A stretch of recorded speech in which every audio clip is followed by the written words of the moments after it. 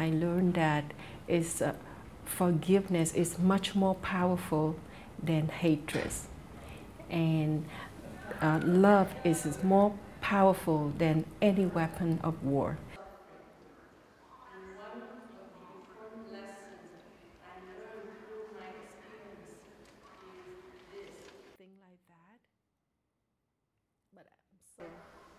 With the help of wonderful, I wish no more war.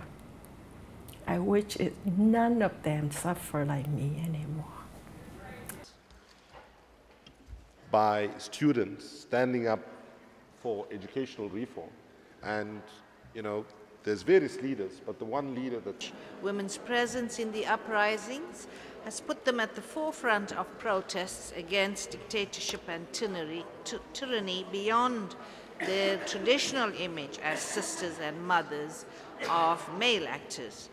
Their role in these protests have highlighted that women are vital actors for change.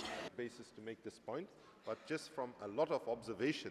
In several cases, women were asked to stand by as constitutional changes were being formulated. Women are not adequately represented in transitional governments, and the formal systems in place to ensure their political participation have not yet lived up to women's aspirations. Whether we're talking about the mother in Bahrain who set herself on fire because she watched her son being beaten brutally in front of her as he was being arrested and she couldn't handle it, or whether we're talking about the virginity tests that are done by the military rule in Egypt, or whether we're talking about the arrest of a Saudi woman for simply driving a car.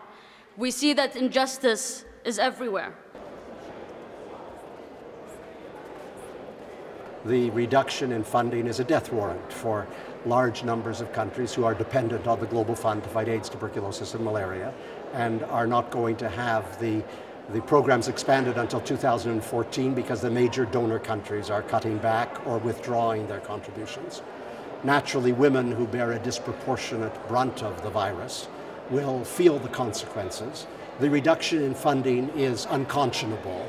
I mean, it's criminal. I don't want to play with it. It's like conferring murder on countries where the virus is deeply rooted and where the prevalence rates are high.